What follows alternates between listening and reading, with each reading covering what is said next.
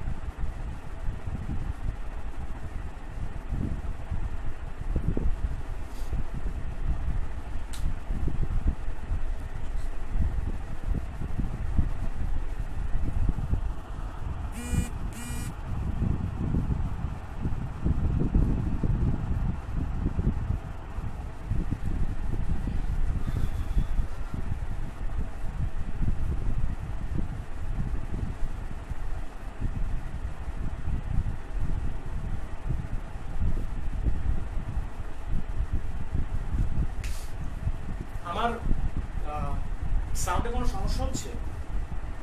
কারো কাছে সাউন্ডের কোনো প্রবলেম দেখা যাচ্ছে?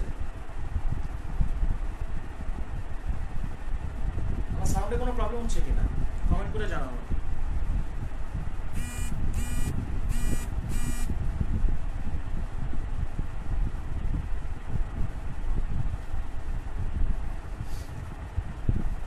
তো যাই হোক, আজকে শুরু করছি জৈব যৌগ নামকরণের দ্বিতীয় পর্ব, এবং দ্বিতীয় পর্ব আমাদের স্টার্ট হচ্ছে অ্যালকিন দিয়ে। তো আসো অ্যালকিনের একটা উদাহরণ দেখি। আচ্ছা, অ্যালকিন কি জিনিস আগে সেটা জানি। যদি একটি জৈব যৌগে দ্বিবন্ধন থাকে, একটি জৈব যৌগে কার্বন কার্বন দ্বিবন্ধন থাকে, সেই যৌগটাকে আমরা বলি অ্যালকিন। এই দ্বিবন্ধন যদি এই জৈব যৌগ একটা জৈব যৌগের কার্যকরী মূলক হয়ে থাকে তাহলে আমরা সেই যৌগটাকে বলা হয় অ্যালকিন।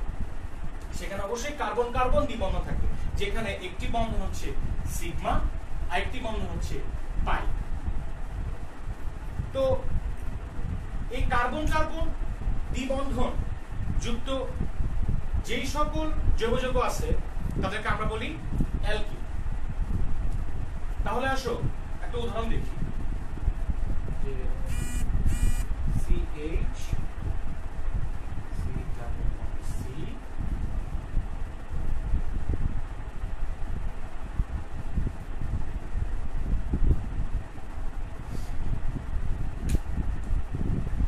তো দেখো, এই যৌগতে একটি দ্বিবন্ধন আছে, কার্বন কার্বন কার্বন দ্বিবন্ধন আছে, এই জন্য এই যৌগটা হচ্ছে একটা অ্যালকিন যৌগ। তাহলে এই অ্যালকিনের নামকরণ আমরা কিভাবে করব? আমি তোমাদেরকে বলেছিলাম যে শব্দ মূলের সাথে এন যোগ করলে হয় হচ্ছে ANE, এন যুক্ত করলে হয় হচ্ছে অ্যালকেন, আর শব্দ মূলের সাথে যদি তুমি ইন যুক্ত করো সেটা হচ্ছে অ্যালকিন। অ্যালকিন থাকলে তুমি কি যুক্ত করবে?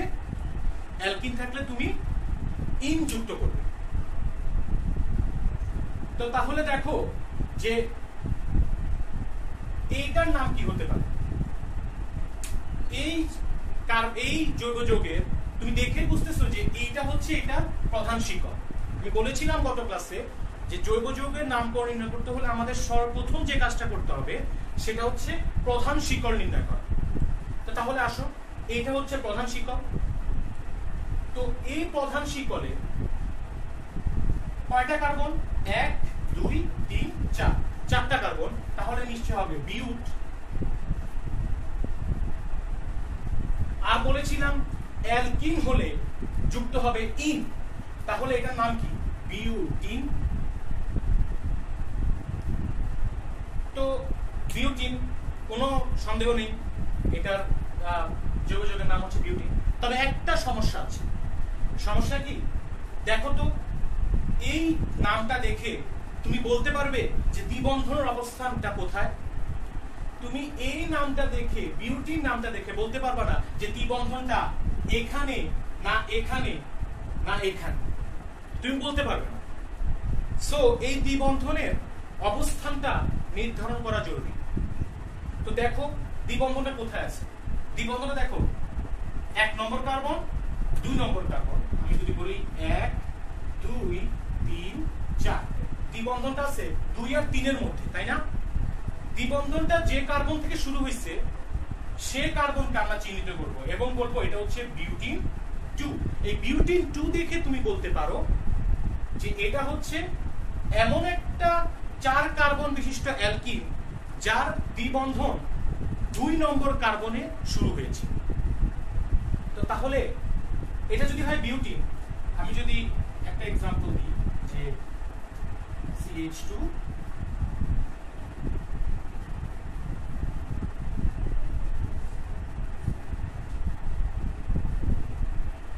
এটার ক্ষেত্রে দেখো যে দ্বিবন্ধনটা এই পাশে, এটার নাম বিউটিন 2। ও তোমরা এখানে আমি বিউটিন 2 লিখেছি, অনেকে 2 বিউটিন লেখে, অনেকে আবার বিউট 2 ইন লেখে। তিনটা নামই সঠিক, তিনটা নামই ইউপ্যাক এর মাধ্যমে একদম প্রতিষ্ঠা করা। সো তিনটা নামই তুমি লিখতে পারো, তুমি এখান থেকে যে কোনো নাম চুজ করতে পারো। তবে আমি বলবো তোমরা বিউট 2 ইন এই নামটা প্রেফার করবে, তার কারণ হচ্ছে এই নামটা বেশি প্রেফারেবল। আইউপ্যাক নামকরণে বিউট 2 ইন এই নামটা হচ্ছে বেশি প্রেফারেবল। তো এটা গেল। এখন এই যৌগটার ক্ষেত্রে দেখো, এই যৌগটার ক্ষেত্রে যদি আমি নাম্বারিং করি 1 2 3 4, এই নাম্বারিংটা সঠিক নয়। কেন সঠিক নয়? আমি তোমাদের গত ক্লাসে বলেছিলাম যে যখন তুমি একটি জৈব যৌগের মূল শিকল যখন তুমি নির্ধারণ করবে তখন নাম্বারিং করাটাও গুরুত্বপূর্ণ। এখন তুমি নাম্বারিং শুরু করবে করতে, আমি বলেছি যখন কার্যকরী যে মূলকটা থাকে সেই মূলকটা যে প্রান্ত থেকে কাছে সে প্রান্ত থেকে আমরা কার্বন কাউন্ট শুরু করব।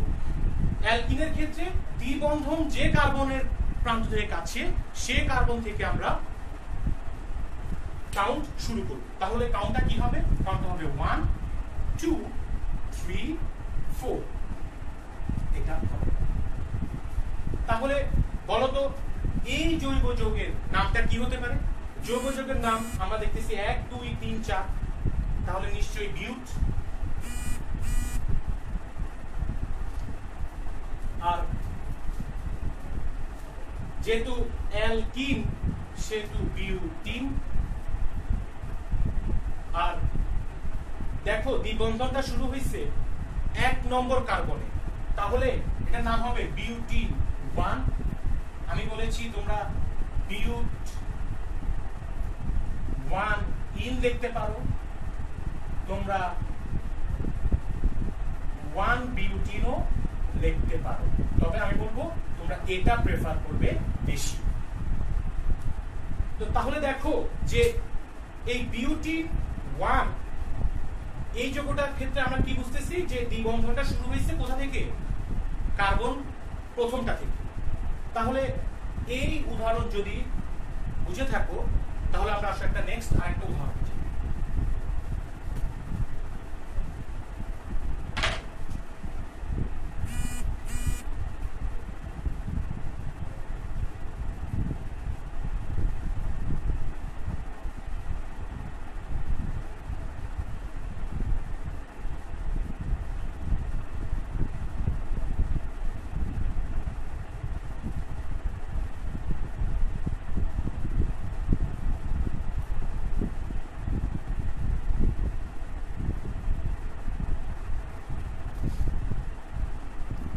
দেখো এই যৌগটাতে যে কার্যকরী মূলকটা আছে সেটা হচ্ছে দ্বিবন্ধন। এই দ্বিবন্ধন দেখে আমরা বলতে পারি যৌগটা হচ্ছে একটা অ্যালকিন।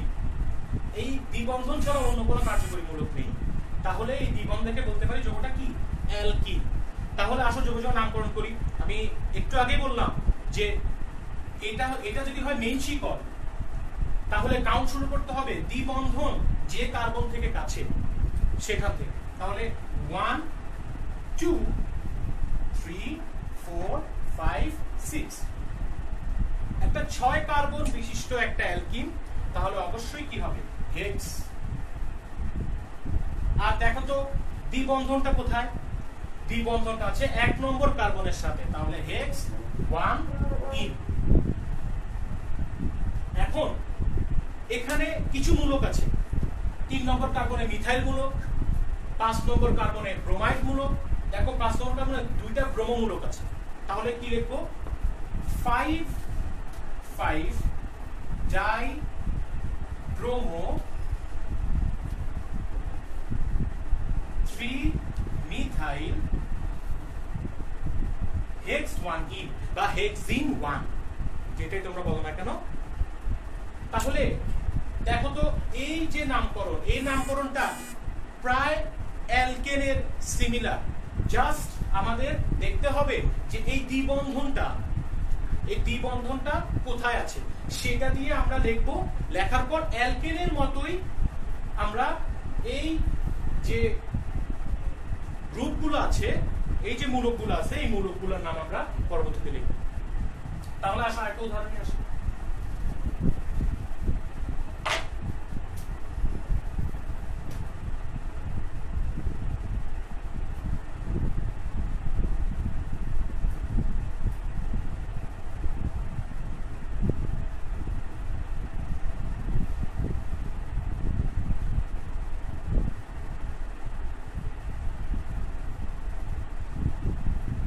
এই যৌগটা দেখো, এই যৌগটাতে একটা দ্বিবন্ধন আছে। যেহেতু যৌগটাতে একটা দ্বিবন্ধন আছে সেহেতু অবশ্যই তুমি বুঝতে পারতেছো যে এটা হচ্ছে একটা অ্যালকিন। তো এখন যেহেতু আমি তোমাকে বলেছি যৌগের নামকরণ করার শুরুতেই তোমাকে অবশ্যই আগে মেইন শিকল বের করতে হবে। তাহলে মেইন শিকল কি? মেইন শিকলের ক্ষেত্রে আমি বলেছিলাম একটা কথা স্পষ্ট করে যে সবচেয়ে বড় যে কার্বন শিকল সেটাই আসলে মেইন শিকল। তাহলে দেখো কার্বন শিকল সবচেয়ে বড় কোনটা? 1 2 3 4 5 6। আমি বলে দিলাম যে কার্বনের সবচেয়ে বড় শিকল হচ্ছে এইটা, তাহলে এইটা হবে আমাদের মেইন শিকল, তাই তো? কিন্তু এটা সম্পূর্ণরূপে ভুল। আমি পরবর্তীতে একটা কথা বলেছিলাম যে মেইন শিকলে অবশ্যই কার্যকরী মূলক থাকতে হবে। যদি কার্যকরী মূলক উপস্থিত না হয় তাহলে অবশ্যই মেইন শিকল হবে না। তাহলে দেখো তো মেইন শিকল হইতে হলে কার্যকরী মূলক উপস্থিত থাকতে হবে। তাহলে দেখো কার্যকরী মূলক কোনটা? নিশ্চয়ই কার্যকরী মূলক এখানে দ্বিবন্ধন। তাহলে দ্বিবন্ধন যদি হয় কার্যকরী মূলক তাহলে আসো হয়তো এটা হবে নইলে এটা হবে। তাহলে দেখো তো এই শিকলটাতে কয়টা কার্বন? 1 2 3 4 5। আর এই শিকলটাতে কয়টা কার্বন? 1 2 3 4। তাহলে আমাদের মেইন শিকল হচ্ছে এই শিকলটা হচ্ছে আমাদের মেইন শিকল। তাহলে আসো এখন নাম্বারিং করি। এটা হচ্ছে 1, এটা হচ্ছে 2 3 4 5। তাহলে দেখো 5 কার্বন বিশিষ্ট একটা চেইন, তাহলে হবে পেন্ট আর যেহেতু 1 নম্বর কার্বনে দ্বিবন্ধন শুরু হয়েছে তাহলে 1 ইন বা পেন্টিন 1 তুমি যেটা লেখো না কেন। আর দেখো 2 নম্বর কার্বনে একটি ইথাইল গ্রুপ আছে 2 কার্বন বিশিষ্ট। আমি তোমাকে বলেছিলাম যে 1 কার্বন বিশিষ্ট CH3 মূলকের নাম হয় হচ্ছে মিথাইল, CH2CH3 মূলকের নাম হচ্ছে ইথাইল, এরকম করে প্রোপাইল, বিউটাইল, পেন্টাইল এগুলো হবে। তো দেখো যে 2 নম্বর কার্বনে একটা মূলক আছে সেটা হচ্ছে ইথাইল মূলক, তাহলে 2 ইথাইল পেন্ট 1 ইন, এই যৌগটার নাম। তো আসো পরে আরেকটা উদাহরণে আসি।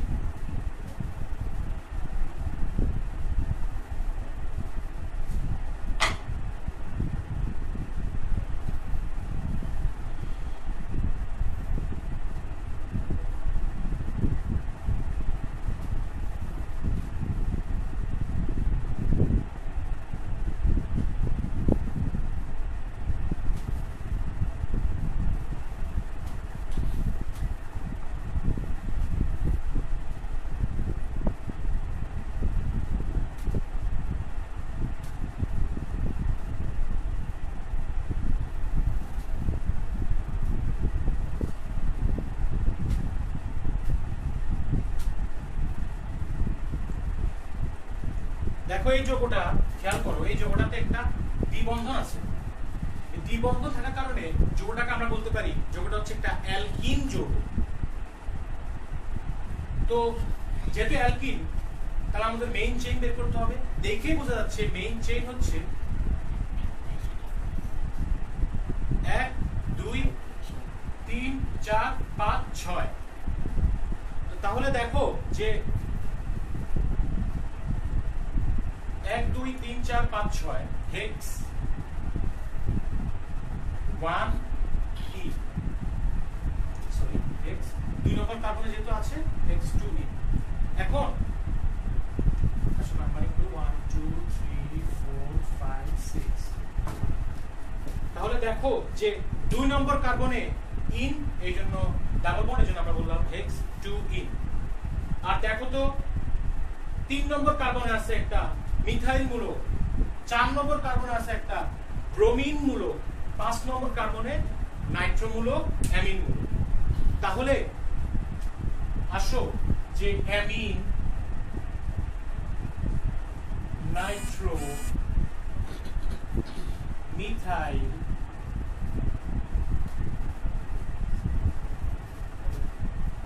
আর হচ্ছে ব্রোমো। তাহলে দেখো যে এ এটা সবার আগে, তাহলে 5 অ্যামিনো, তারপরে হচ্ছে 4 ব্রোমো,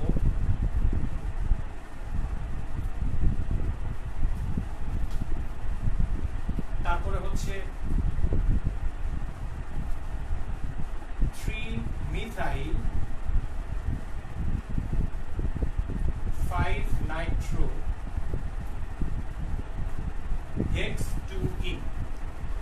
এটা একটু জটিল মনে হতে পারে, একটু বড় মনে হতে পারে, কিন্তু দেখো এটা কঠিন নয়। তুমি শুধু মূলকগুলোর নাম জানলে, তারপর শুধু মূলকগুলোর নাম যে যে কার্বনে আছে সেই কার্বনের নোট দিয়ে বসিয়ে দিলে, এটা এত বেশি কঠিন নয়। তাহলে আসো আমরা আরো একটা উদাহরণে যাই, সেই উদাহরণটা দেখি।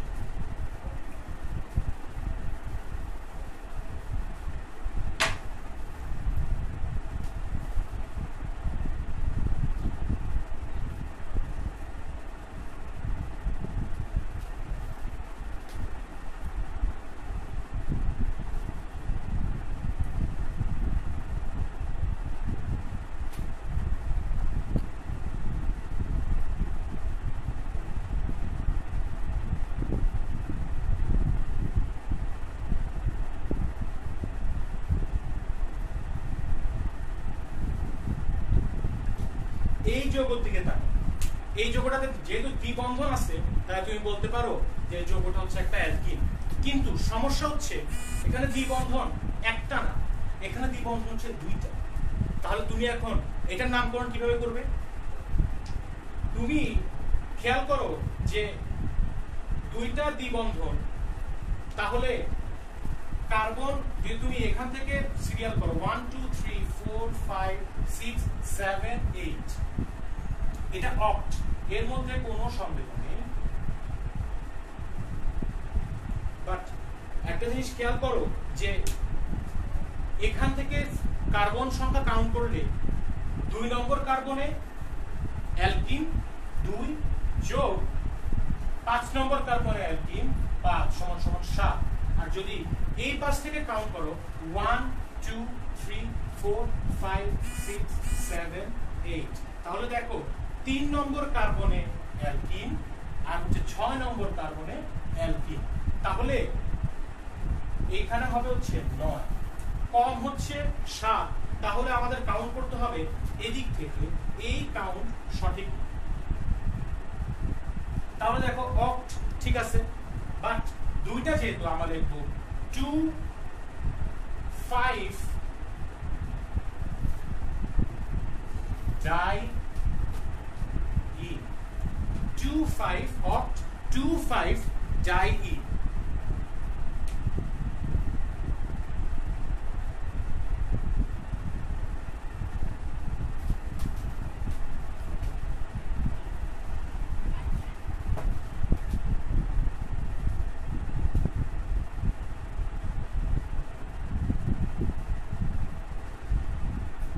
এখন এটা হচ্ছে অক 25 ডাইইন। তো এর মাধ্যমে আসলে আমাদের অ্যালকিনের নামকরণ শেষ হয়ে যায়। তো চলো শুরু করি পরবর্তীতে অ্যালকাইনের নামকরণ।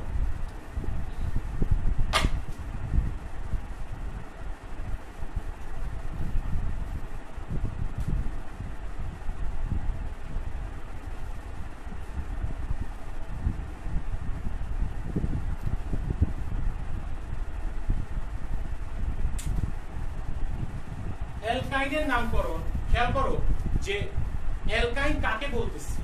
যার ক্ষেত্রে কার্যকরী মূলক হয় 3 বন্ধন বিশিষ্ট। 3 বন্ধন বিশিষ্ট কার্যকরী মূলক হলে আমরা তাকে বলি হচ্ছে অ্যালকাইন। তাহলে যদি কোনো যৌগে 3 বন্ধন বিশিষ্ট কার্যকরী মূলক থাকে তাকে আমরা বলি অ্যালকাইন। দেখো এটা একটা যৌগ, যেই যৌগে 3 বন্ধন আছে, তাহলে এই যৌগটা হচ্ছে একটা অ্যালকাইন। এই যৌগটা দেখে বোঝা যাচ্ছে এই যৌগটা হচ্ছে একটা অ্যালকাইন। তো এটার নাম কি হবে? আমরা বলেছিলাম যে অ্যালকেনের ক্ষেত্রে আমরা এন যুক্ত করি, অ্যালকিনের ক্ষেত্রে ইন যুক্ত করি, অ্যালকাইনের ক্ষেত্রে আমরা আইন যুক্ত করব।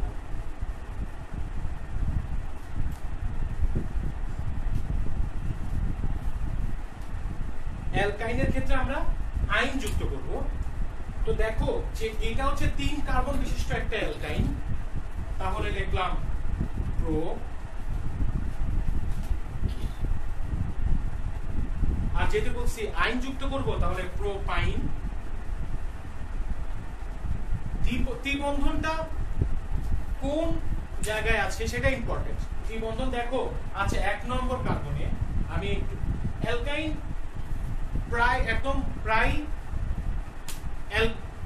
অ্যালকিনের মতো, অ্যালকাইন একদম অ্যালকিনের মতো, এর নামকরণের সিস্টেম সম্পূর্ণ অ্যালকিনের মতো, শুধু দ্বিবন্ধনের জায়গায় ত্রিবন্ধন। তাহলে দেখো যে প্রোপাইন, এবং এটাকে লিখবো প্রোপাইন 1, বা আমি বলেছিলাম যে প্রো 1 আইন বা 1 প্রোপাইন, তুমি যেটা দেখতে পাবে। তবে প্রোপাইনের ক্ষেত্রে একটা জিনিস আছে, সেটা হচ্ছে তুমি এখানে 1 না দেখলেও চলবে। তার কারণ হচ্ছে দেখো দুই পাশে যদি ত্রিবন্ধন হয়, যদি এখানেও ত্রিবন্ধন হয়, তাহলে সেটা প্রোপাইন 1ই থেকে যায়। দেখো যদি এই পাশেও ত্রিবন্ধন হয় তাহলে দেখো জাস্ট এইটা প্রোপাইন 1ই থেকে যাচ্ছে, কারণ 1 নম্বর কার্বনে ট্রিপল বন্ড। সুতরাং তুমি এখানে আসলে প্রোপাইন 1 লেখারও প্রয়োজন নেই। আমি জাস্ট বোঝানোর চেষ্টা করছি যে ত্রিবন্ধনের অবস্থান নির্ণয় করাটা আমার কাছে গুরুত্বপূর্ণ। তাহলে আসলে একটা উদাহরণে যাই যে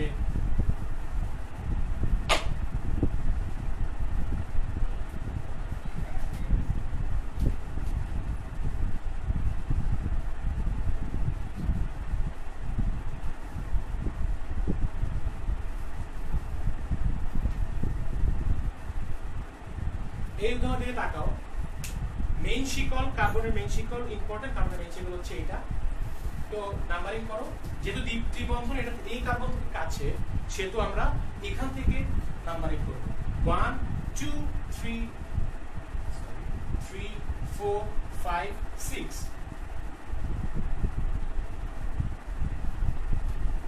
দেখো ত্রিবন্ধন আছে 2 নম্বর কার্বনে, তাহলে বলবো এটা হচ্ছে 1 2 3 4 5 6 হেক্স 2 আইন। আর 4 নম্বর কার্বনে একটা ক্লোরিন মূলক আছে, সেটা আমরা লিখবো 4 ক্লোরো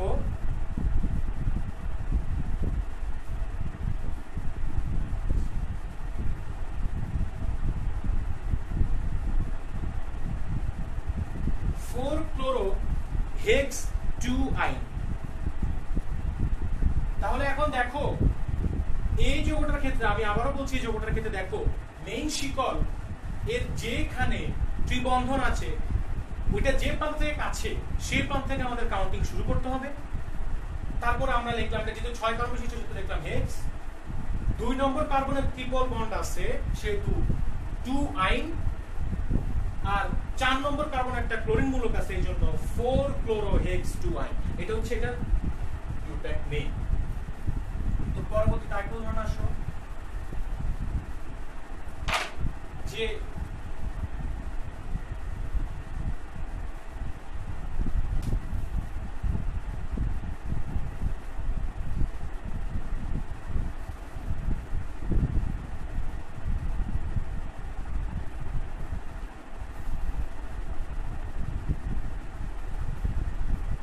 এই যৌগের ক্ষেত্রে আমরা যে কাজটা করেছিলাম অ্যালকিনের ক্ষেত্রে, যে আমরা নির্ধারণ করেছিলাম যে দ্বিবন্ধনের অবস্থানের উপরে নির্ভর করে যোগের মাধ্যমে আমরা বের করেছিলাম যে আমরা আসলে কাউন্টিংটা কোথায় করব। সেম কেস এখানেও, আমরা এখানেও ত্রিবন্ধনের অবস্থানের উপরে নির্ভর করে আমরা কাউন্টিংটা করব। যেমন ধরো এখান থেকে কাউন্টিং করলে 1 2 3 4 5 6 7। তাহলে দেখো যে 1 নম্বর কার্বনে ত্রিবন্ধন, 4 নম্বর কার্বনে ত্রিবন্ধন শুরু হয়েছে, তাহলে 1 যোগ 4 ইজ ইকুয়াল টু 5। আর এদিক থেকে কাউন্ট করলে 1 2 3 4 5 6 7। তাহলে দেখো যে এখান থেকে কাউন্ট করলে 3 নম্বর কার্বন 3, আর এখান থেকে আর এটা হচ্ছে 6, তাহলে আবার হচ্ছে 9। কোনটা কম? নিশ্চয়ই এটা কম। তাহলে আমাদের কাউন্ট শুরু করতে কোথা থেকে? এই পাশ থেকে। সেটা হচ্ছে এই। তাহলে দেখো যে এটা একটা 7 কার্বন বিশিষ্ট অ্যালকাইন যার মধ্যে 2টি ত্রিবন্ধন রয়েছে। তো আসো নামকরণ করি। 7 কার্বন যেহেতু হেক্ট, 1 নম্বর কার্বন আর 4 নম্বর কার্বনে ডাই আইন। হেক্ট 1 4 ডাই আইন, যেরকমটা করেছি আমরা অ্যালকিনের ক্ষেত্রে, যে যদি এখানে দ্বিবন্ধন থাকতো তাহলে আমরা লিখতাম হেক্ট 1 4 ডাই ই। তো তাহলে এই যে এই নামকরণ, আমাদের এই নামকরণের মাধ্যমে অ্যালকাইনের নামকরণ শেষ হয়ে গেছে। চলো আমরা অ্যালকোহলের নামকরণে যাই। অ্যালকোহল,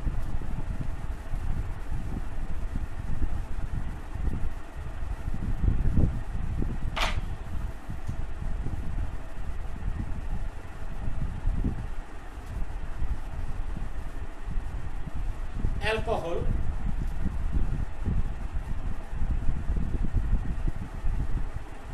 অ্যালকোহল হচ্ছে এমন একটি সমগোত্রীয় শ্রেণী যার কার্যকরী মূলক হচ্ছে OH। OH হচ্ছে যার কার্যকরী মূলক। তো এই অ্যালকোহলের আমরা দেখেছি যে অ্যালকেনের ক্ষেত্রে আমরা এন যুক্ত করেছি, অ্যালকিনের ক্ষেত্রে ইন, অ্যালকাইনের ক্ষেত্রে আইন, আর অ্যালকোহলের ক্ষেত্রে আমরা যুক্ত করব অল।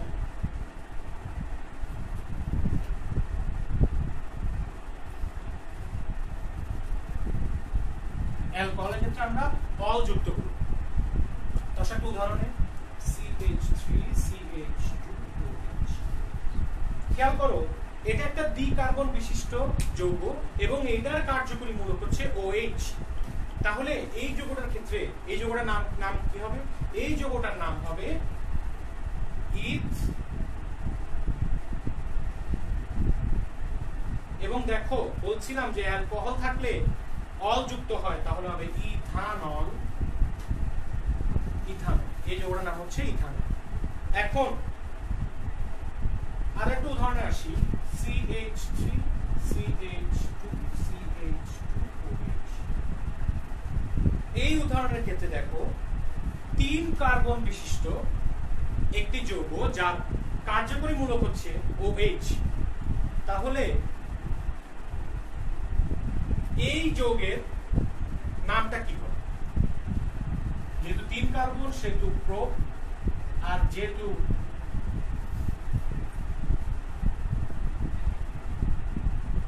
অ্যালকোহল সেহেতু হচ্ছে অল, সেহেতু প্রোপানল। এটা হচ্ছে প্রোপানল। আর দেখো যে এই OH গ্রুপের অবস্থান নির্ণয় করাটা আমার কাছে খুবই গুরুত্বপূর্ণ। আমি তোমাদেরকে একটু আগেও অ্যালকাইন করার সময় বলেছিলাম যে কার্যকরী মূলকের অবস্থান কোন কার্বনে সেটা নির্ণয় করা, সেটা বর্ণনা করা খুবই গুরুত্বপূর্ণ। তাহলে দেখো এখানে কার্যকরী মূলক আছে, দেখো 1 নম্বর কার্বনে আমরা কার্বন কাউন্ট শুরু করবো এই পাশ থেকে। কেন? তার কারণ হচ্ছে আমি বলেছি যে সেই মেইন শিকলের যে প্রান্তের কাছে কার্বক্সিলিক মূলক, সরি, যে প্রান্তের কাছে কার্যকরী মূলক থাকে ওই প্রান্ত থেকে আমরা কাউন্টিং শুরু করি। তাহলে দেখো এই OH মূলকটা এই প্রান্তের কাছে, সুতরাং এখান থেকে আমাদের কাউন্টিং শুরু করতে হবে। তো এটা হচ্ছে দেখো 1 2 3, তাহলে প্রোপানল 1। যেটা আরেকটা উদাহরণে আসি, CH3CH2।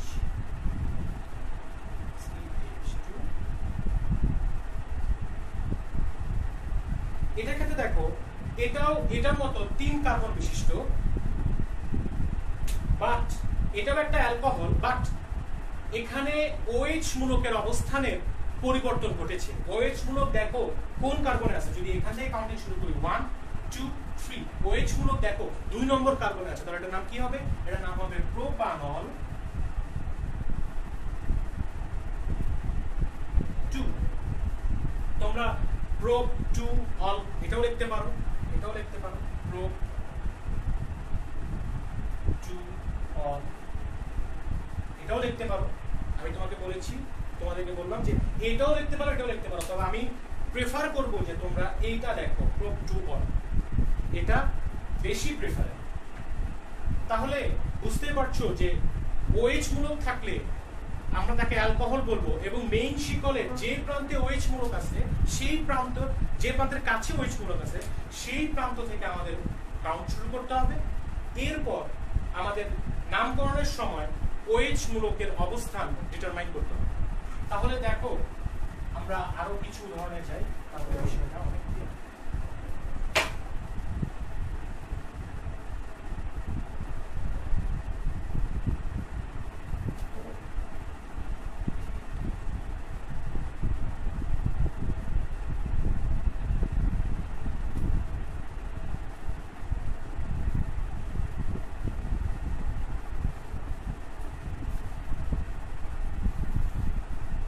তাহলে এটার ক্ষেত্রে দেখো যে এই কার্বনের শিকল কোনটা, দেখেই বুঝতে পারছো যে যেহেতু OH মূলক আছে সেহেতু এই শিকলটা বড় এবং এর সাথে কার্বন একটা কার্যকরী মূলক আছে, তাহলে এটাই হচ্ছে এটার মেইন শিকল। তো এই মেইন শিকলে কাউন্টিং করতে থেকে শুরু করবো, এদিক থেকে শুরু করবো না এদিক থেকে শুরু করবো? আমি বলেছিলাম যে কার্যকরী মূলক যেই প্রান্ত থেকে কাছে সেই প্রান্ত থেকে আমাদের কাউন্টিং শুরু করতে হবে। তো দেখো কাউন্টিং 1 2 3 4 5 6, তাহলে দেখো 3 নম্বর কার্বনে OH মূলক আছে। এখন এখানে কার্বন সংখ্যা 6 সেহেতু এটার নাম হবে X। আর যেহেতু 3 নম্বর কার্বনে OH মূলক আছে সেটা হচ্ছে এটা 3 অল হেক্স 3 অল এটাও লিখতে পারো, অথবা বললাম হেক্সানল এটাও লিখতে পারো, সেটা তোমাদের ইচ্ছা। হেক্সানল 3 তাও লেখা যাবে। তবে এখন যে জিনিসটা ইম্পর্টেন্ট সেটা হচ্ছে এই মূলকগুলো, এখানে 2 নম্বর কার্বন একটা CH3 মূলক, 5 নম্বর কার্বন একটা Cl মূলক। এটা কি 2 নম্বর কার্বনের যেহেতু CH3 এবং 5 নম্বর কার্বন যেহেতু ক্লোরিন, সেটা আসলে চিন্তার ব্যাপার নয়, কারণ 5 ক্লোরো আমরা এটা 2 মিথাইল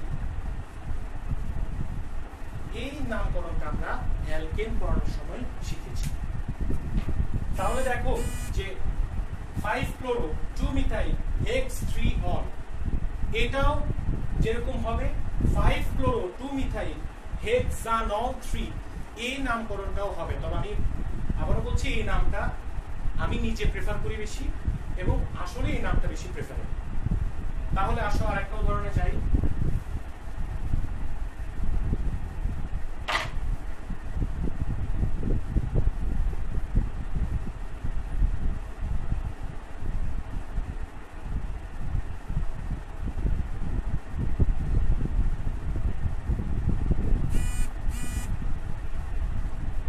এই যৌগের ক্ষেত্রে দেখো যে দুইটা অ্যালকোহল মূলক, যেহেতু তুমি অ্যালকোহল OH মূলক দেখে বুঝতে পারতেছো এটা হচ্ছে একটা অ্যালকোহল, তবে এখানে দুটি OH মূলক আছে। তাহলে তুমি কি করবে? যেহেতু দুটি OH মূলক, তাহলে আমি অ্যালকেন অ্যালকাইন পড়াশোনা বলেছিলাম যে কার্যকরী মূলক যে অবস্থানে আছে সেই অবস্থানে কাউন্টিং শুরু করতে, যেমন 1 2 3 4 5 6 যদি এভাবে কাউন্টিং করো তাহলে কার্যকরী মূলক আছে 2 এবং 4 নম্বর, 2 যোগ 4 সমান 6। যদি এভাবে কাউন্টিং করো 1 2 3 4 5 6, তাহলে দেখো 3 নম্বর কার্বনে আর 5 নম্বর কার্বনে, তাহলে 3 যোগ plus 5 is equal to 8।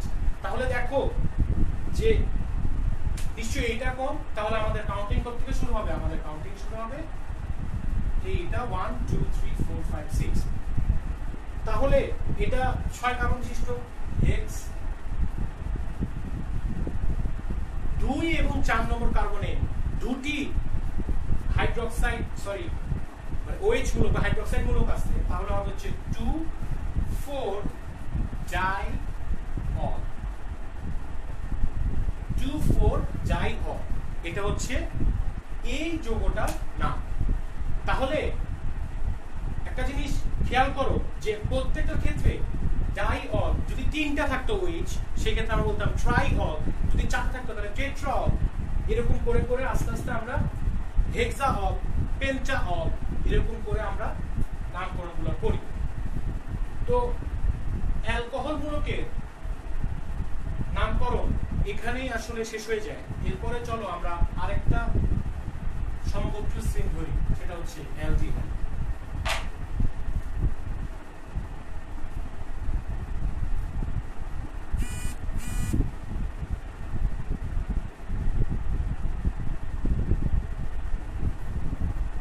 Aldehyde হচ্ছে এমন একটি জৈব যৌগ যার কার্যকরী মূলক হচ্ছে CHO। এই জিনিসটা দেখতে এইরকম, CHO দেখতে এরকম, যে কার্বনের সাথে অক্সিজেনের ডাবল বন্ড, যেটাকে আমরা বলি একটা কার্বনিল মূলক, আর তার সাথে একটা H আছে। তো এই কার্বনিল মূলক যখন একটা শিকলের সবচেয়ে প্রান্তে থাকে তখন তাকে আমরা বলি হচ্ছে অ্যালডিহাইড। আমি আবারও বলতেছি, যখন একটা কার্বনিল মূলক C ডাবল বন্ড O মূলক যখন একটা শিকলের সবচেয়ে প্রান্তে থাকে তাকে আমরা বলি অ্যালডিহাইড। তাহলে দেখো অ্যালডিহাইডের ক্ষেত্রে একটা উদাহরণ খেয়াল করো যে CH3 CH2 CHO। অ্যালডিহাইড মূলক CHO সবসময় চেইনের একদম প্রান্তে থাকবে, এবং অ্যালডিহাইড মূলকের যে কার্বন সেই কার্বন হবে 1 নম্বর কার্বন, এটা হচ্ছে 1 2 3। এখানে তোমার কার্যকরী মূলকের নাম্বারিং করার কোনো ঝামেলা নেই, এই কার্যকরী মূলকের নাম্বারিং করার কোনো ঝামেলা নেই, কারণ এখানে কার্যকরী মূলক সবসময় কি থাকবে, সবসময় এক পাশে থাকবে। সুতরাং তোমাকে দেখতে হবে না যে দেখো 3 কার্বন বিশিষ্ট, সেটা হচ্ছে ক্রোম। আর আমরা যেরকম অ্যালকোহলের ক্ষেত্রে অল যুক্ত করতাম, আমরা অ্যালডিহাইডের ক্ষেত্রে L যুক্ত করব, আমরা অ্যালডিহাইডের ক্ষেত্রে L যুক্ত করব।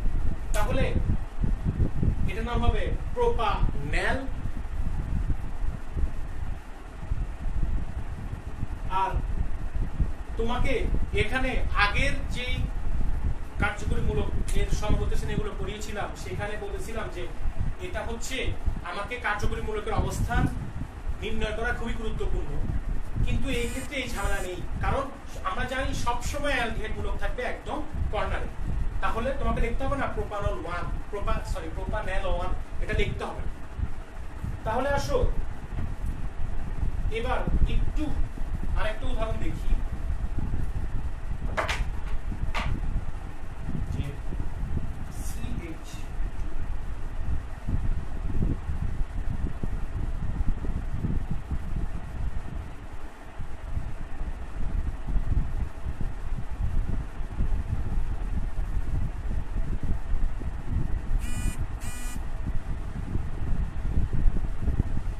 এই যৌগটা দেখো, যৌগটার ক্ষেত্রে একটা অ্যালডিহাইড মূলক আছে, তাহলে নিশ্চয়ই সেটা কি হবে? অ্যালডিহাইড হবে। তাহলে মেইন চেইন কোনটা? মেইন চেইন হচ্ছে এইটা। তাহলে দেখো আমি বললাম যে অ্যালডিহাইড মূলকের কার্বন থেকে কাউন্টিং শুরু করতে হবে। তাহলে এটা হচ্ছে 1 2 3 4, 1 নম্বর কার্বন, 2 নম্বর কার্বন, 3 নম্বর কার্বন আর 4 নম্বর কার্বন। তাহলে এটা হচ্ছে নিশ্চয়ই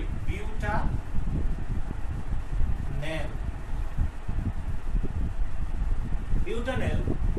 আর খেয়াল করো যে 2 নম্বর কার্বনে মিথাইল গ্রুপ, ক্লোরো গ্রুপ, 3 নম্বর কার্বনে ক্লোরিন গ্রুপ, 4 নম্বর কার্বনে ক্লোরিন গ্রুপ। তাহলে হবে হচ্ছে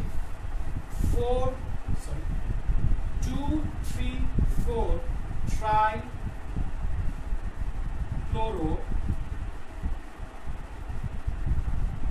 2 মিথাইল বিউটানেল। এটা অনেকটা ইজি, এটা তোমরা পারবে আশা রাখি, কারণ এই মূলকগুলোর নামকরণ, এই মূলকগুলো কিভাবে লিখতে হয় সেটা আসলে আগের লেকচারে, মানে আসলে অ্যালকেনের যে লেকচার, সেই লেকচারে আমি দেখিয়েছি। আমি আজকে লেকচারের শুরুতেও বর্ণনা করেছি। শুধুমাত্র মনে রাখতে হবে কার্যকরী মূলকের উপরে আমাদের এই নামটা চেঞ্জ হচ্ছে। তাহলে আসো অ্যালডিহাইডের আলোচনা শেষ হলো। এবার আসো আরেকটি সমগোত্রীয় শ্রেণী, যেটা আসলে কার্বনিল সমগোত্রীয় শ্রেণী। কার্বনিল গ্রুপ থাকবে এখানে, তবে কার্বনিল গ্রুপটা সাইডে থাকবে না, কার্বনিল গ্রুপটা থাকবে চেইনের মাঝখানে। কিরকম? এটা হচ্ছে কিটোন, যার এটা হচ্ছে কিটোনের কার্যকরী মূলক। এই কার্যকরী মূলকটা, এটা হচ্ছে কিটোনের কার্যকরী মূলক। এবং অ্যালডিহাইডের ক্ষেত্রে এই সি ডাবল বন্ড ও কার্বনিল মূলকটা সাইডে ছিল, কিন্তু কিটোনের ক্ষেত্রে এটা সাইডে থাকবে না, এটা হচ্ছে চেইনের মাঝখানে থাকবে। যেমন CH3 C ডাবল বন্ড ও CH3। এই যৌগটা দেখো, এই যৌগের ক্ষেত্রে C ডাবল বন্ড ও এই মূলকটা এক সাইডে নয়, এই মূলকটা আছে হচ্ছে মাঝখানে। যেহেতু এটা মাঝখানে, সেহেতু এই মূলক দেখে আমরা বলতে পারি সেটা হচ্ছে কিটোন। তো এই কিটোন যে সমগোত্রীয় শ্রেণী, এই সমগোত্রীয় শ্রেণীর নামকরণের সময় শেষে ওন যুক্ত হয়। কিটোনের শেষে ওন যুক্ত হয়। যেমন এটা 3 কার্বন বিশিষ্ট, প্রোপান আর প্রোপানোন। তাহলে দেখো যে এই যৌগটার নাম হচ্ছে প্রোপানোন। এখন তুমি বলতে পারো ভাই আপনি যে 2 নম্বর কার্বন চিহ্নিত করলেন না, এখানে তো চিহ্নিত করার ব্যাপার আসে। হ্যাঁ, তোমার প্রশ্ন সঠিক, 2 নম্বর কার্বনে চিহ্নিত করা উচিত, কিন্তু দেখো তো এই ডাবল বন্ড ও কখনোই কি এখানে আসতে পারবে? সে যদি 1 নম্বর কার্বন গুলাতে আসে, তাহলে অবশ্যই সে কি হয়ে যাবে? সে হয়ে যাবে অ্যালডিহাইড। সুতরাং এটা কখনোই সম্ভব না, যার কারণে এর ক্ষেত্রে আমরা কাউন্টিং করি না। তাহলে আসলে একটা নেক্সট উদাহরণে যাই আমরা।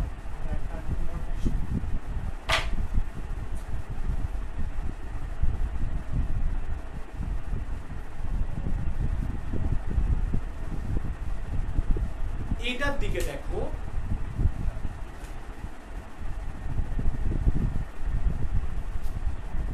এই যৌগটার ক্ষেত্রে খেয়াল করো যে 1 2 3 4 5 কার্বন বিশিষ্ট পেন্ট। আর দেখো তো যে এই ডাবল বন্ড এই কার্বনের মূলকটা কত নম্বর কার্বনে আছে? দেখো তো এই কার্বনের মূলকটা 1 2 3 4 5 5 আছে। সুতরাং এটা হচ্ছে পেন্টানোন। 1 2 3 নম্বর কার্বন 3 পেন্টানোন 3। বা তুমি পেন্টান 3 ওন এটাও লিখতে পারো, কোনো সমস্যা নেই, তুমি পেন্টানোন 3 ও লিখতে পারো। তো এই নামকরণগুলা কোয়াইট ইজি, কারণ তোমরা দেখেছো যে এই নামকরণগুলো প্রায় অ্যালকোহলের সাথে মিলে যায়। মানে অ্যালকোহলের যে নামকরণ সে নামকরণের সাথে কিটোন বা অ্যালকাইন অ্যালকিন, আমি আজকে যতগুলোই সমগোষ্ঠী চিনি করিয়েছি সবগুলো কিন্তু সেম নিয়ম। আমি কি করেছি, আমি প্রথম আমার মেইন চেইন বের করেছি, কার্বনের মেইন শিকল বের করার পর আমি কি করেছি কি যে এই আমি আমার কার্যকরী মূলকের অবস্থান নির্ণয় করেছি। তারপরে আদার কোনো মূলক আছে কিনা সেগুলো দেখছি, দেখার পরে আমি জাস্ট আমার নাম লিখেছি। এই সিস্টেমটা প্রত্যেকটার ক্ষেত্রে সেম। সুতরাং কিটোনও হয়ে যাওয়ার কথা। আচ্ছা, কিটোন যদি হয়ে যায় তাহলে আসো আমরা আসি কার্বক্সিলিক অ্যাসিড।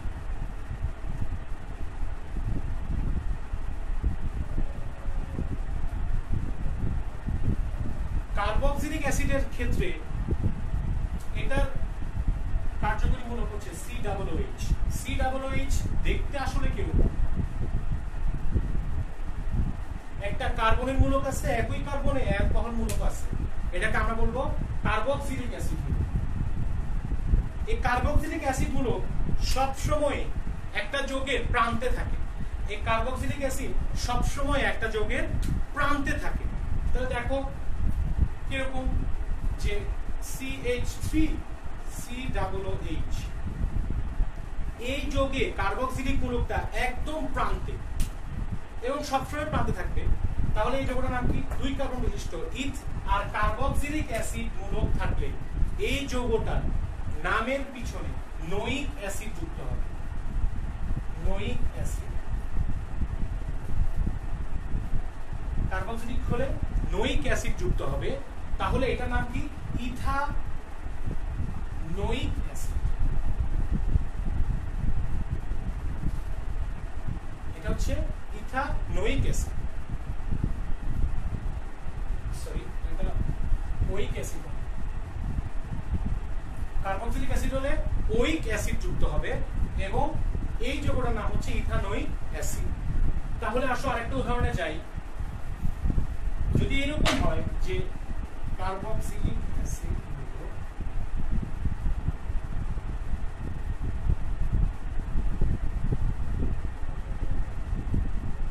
এই যৌগটাকে নামকরণ কি হবে? যেহেতু মেইন শিকল হচ্ছে এটা 1 2 3 4, তাহলে হচ্ছে বিউটানোয়িক অ্যাসিড, বিউটানোয়িক অ্যাসিড। আর 2 নম্বর কার্বনে দুটি ক্লোরিন, তাহলে 2 2 ডাইক্লোরো বিউটানোয়িক অ্যাসিড। এই বিউটানোয়িক অ্যাসিড এই COOH এই মূলক দেখে আমি বুঝতে পারছি যে এটা হচ্ছে একটা কার্বক্সিলিক অ্যাসিড, সেই জন্য আমি কার্বন সংখ্যা নাম করে বিউটানোয়িক অ্যাসিড দেখলাম। আর 2 নম্বর 1 2 3 4 3 3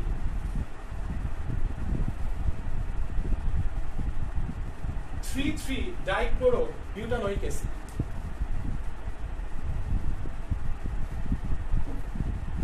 তাহলে দেখো যে এই যৌগটার ক্ষেত্রে কার্বন সংখ্যা কাউন্ট শুরু করতে হবে কার্বক্সিলিক অ্যাসিডের যে কার্বন সে কার্বন থেকে। তাহলে 1 2 3 4 এবং এটা হচ্ছে 3 3 ডাইক্লোরো বিউটানোয়িক অ্যাসিড।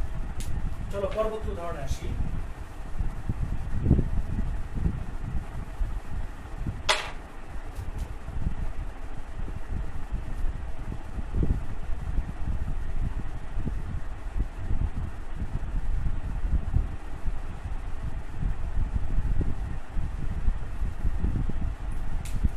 তাহলে দেখো দুইটা কার্বক্সিলিক মূলক, তাহলে এখন কি করা যায়, তুমি যে কোনো প্রান্ত থেকে কাউন্টিং শুরু করতে পারো। তাহলে আমরা যদি এই কার্বন থেকে কাউন্টিং শুরু করি তাহলে 1 2 3 4, এই কার্বনের থেকে কাউন্টিং শুরু করলে 1 2 3 4, বা তুমি এই কার্বন থেকে কাউন্টিং শুরু করতে পারো, কোনো সমস্যা নেই। তাহলে দেখো যে এটা হচ্ছে 1 2 3 4 বিউট, আর খেয়াল করো যে 1 নম্বর কার্বন এবং 4 নম্বর কার্বন দুটাতে কার্বক্সিলিক মূলক আছে, তাহলে হচ্ছে বিউট 1 4 ডাইওইক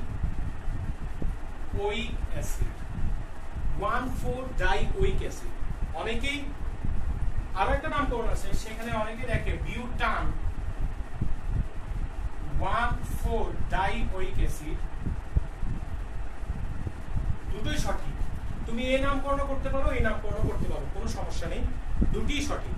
তাহলে আবারও বলছি, দেখো যে তুমি যে কোনো পাশ থেকে কাউন্ট শুরু করতে পারো, COOH এর এই পাশ থেকে কাউন্ট শুরু করতে পারো 1 2 3 4, তুমি এই পাশ থেকে কাউন্ট শুরু করতে পারো, আমি এই পাশ থেকে কাউন্ট শুরু করেছি।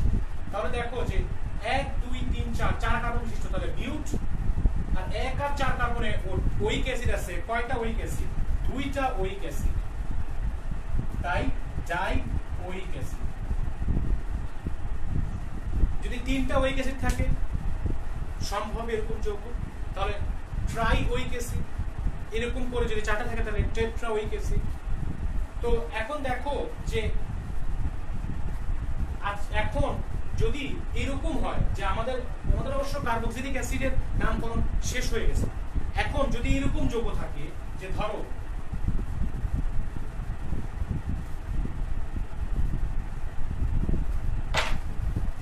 যে তোমার দুইটা আলাদা আলাদা মূলক, যে একই যৌগে অ্যালডিহাইড মূলক এবং একই যৌগে কিটোন মূলক এবং একই যৌগে কার্বক্সিলিক মূলক, তখন তুমি কি করবে? এই কমপ্লেক্স আলোচনা ইনশাআল্লাহ আমরা আমাদের নেক্সট ক্লাসে করব, এবং নেক্সট ক্লাসে আমাদের যৌগের নামকরণ আমরা ইনশাআল্লাহ শেষ করব। তৃতীয় পর্বে আলোচনা কি হবে তা আমি তোমাদের একটা হিন্ট দিয়ে দিচ্ছি, যে একই গ্রুপে একই জৈব যৌগে 3 থেকে 4টি কার্যকরী মূলক থাকতে পারে। সেক্ষেত্রে এই যৌগগুলো হচ্ছে তোমার এটা হবে, যে এই যৌগগুলোর নামকরণ কি হবে সেটা আমরা অবশ্যই নেক্সট ক্লাসে শিখবো। তোমাদের কারো যদি কোনো প্রশ্ন থেকে থাকে তাহলে আমাকে করতে পারো, কোনো সমস্যা নেই।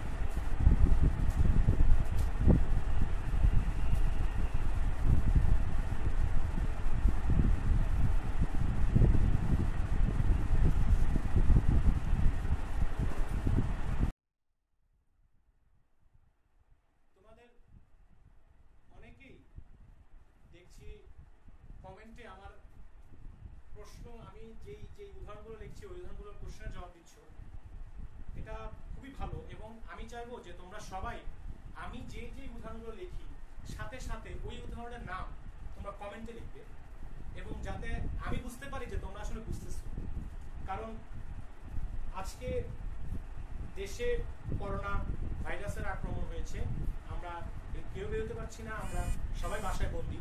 এবং এই বাসায় বন্দির মধ্যে সাব্বির ভাই অনেক ভালো একটি কাজ করেছেন, যে আমাদের এই অনলাইন ক্লাসের সুযোগ করে দিয়েছেন। তো তোমাদের এই সুযোগগুলো নিতে হবে, তোমাদের এর থেকে কিছু শিখতে হবে। সো তোমরা, আমি চাইবো যে তোমরা হচ্ছে কমেন্টে সবাই আমি যা যা উদাহরণ পড়াই, যা যা উদাহরণগুলো লিখি, তার উদাহরণগুলো তোমরা কমেন্টে ওটার অ্যান্সার লিখে দিবে। আমি লেখার আগে যাতে তোমাদের অ্যান্সারটা আমি পাই। আমি খেয়াল করিনি কমেন্টে অনেকেই দেখছি যে নাম লিখছো, তো ভালোই, আমার ভালো লাগছে যে তোমরা উদাহরণগুলো নিজেরাই লিখে ফেলছো, এবং আই হোপ যে তোমরা আসলে বুঝবে।